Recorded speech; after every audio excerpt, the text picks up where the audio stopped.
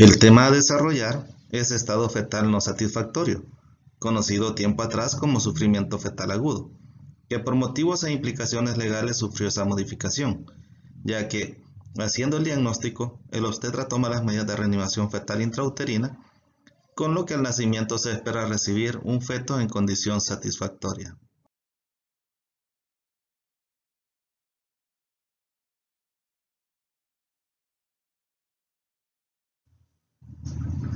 Para poder entender lo que sucede, es necesario hacer las siguientes consideraciones.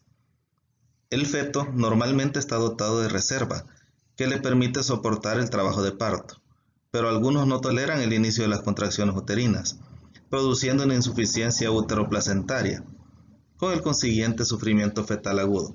Por lo tanto, su existencia está completamente subordinada a los intercambios feto-maternos.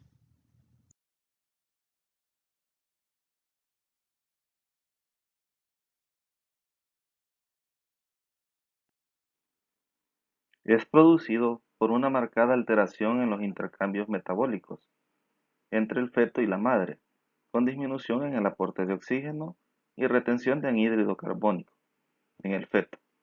Puede ser debido a diversas causas fetales, maternas o placentarias, que dificultan este intercambio.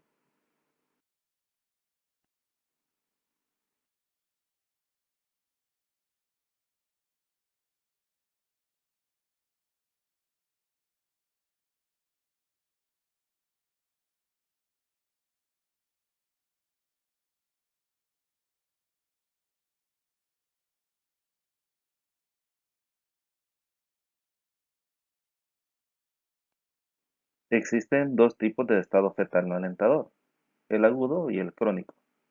El agudo se presenta más frecuente durante el trabajo de parto y es conocido como estado fetal no satisfactorio intraparto. El crónico se presenta durante toda la gestación y se identifica por restricción del crecimiento fetal.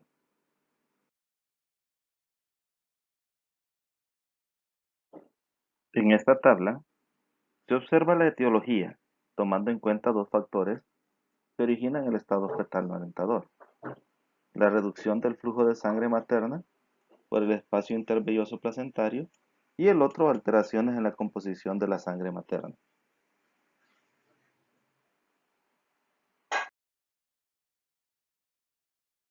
En esta diapositiva observamos un video ilustrativo del sufrimiento fetal agudo.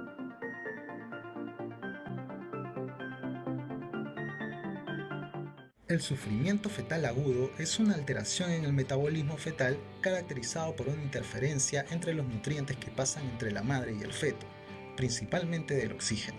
Al haber poco oxígeno, el feto comenzará a desarrollar un metabolismo anaeróbico caracterizado por generar energía, además de hidrogeniones y lactato. Este aumento de hidrogeniones generará alteraciones en el pH, dando acidosis metabólica y una alteración enzimática, generando un daño tisular permanente o llegar a la muerte fetal. Las causas para que existan déficit de oxígeno se pueden dar porque hay poca sangre o poca calidad de la sangre que llega al útero, porque hay una alteración en el espacio intervelloso, en la placenta o en la circulación fetal. Las causas para que se genere una poca calidad o cantidad de sangre se dan por caída de la presión arterial, efecto Poseiro, preeclampsia o anemia. Las causas que generan que haya alteraciones en el espacio intervelloso son aquellas que generan alteraciones en las contracciones uterinas. Por ejemplo, una taquisistolia o una hipertonía podrían disminuir el flujo sanguíneo dentro del útero. Lo mismo sucedería si se diera un parto prolongado. Las causas para que hayan alteraciones en la placenta se dan cuando se modifica su estructura, tanto en su espesor como en su superficie.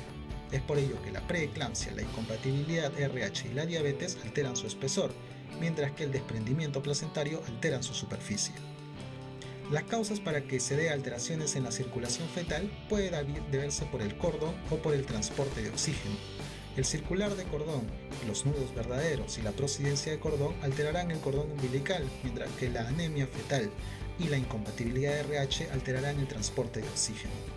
Todo esto puede generar modificaciones en los latidos cardíacos fetales, tales como taquicardia, bradicardia o desaceleraciones.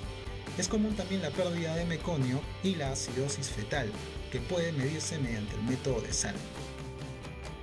El diagnóstico depende mucho del criterio del profesional, dado que tendrá que reunir las diferentes sintomatologías para dar un diagnóstico certero. El tratamiento se basará en corregir las alteraciones en el intercambio feto-materno. Por ejemplo, si existieran contracciones aumentadas, habrá que tener cuidado con la oxitocina. Si es que existe anemia, habría que tener que prevenirla en los controles prenatales. Si hubiera efecto poseiro, habría que colocar a la paciente en decúbito lateral, y si se colocara analgesia epidural, habría que tener un monitoreo electrónico fetal constante. Si los latidos no se llegan a recuperar, pues habría que hacer una cesárea de emergencia. En esta diapositiva Muchas gracias. observamos un video ilustrativo del sufrimiento fetal agudo.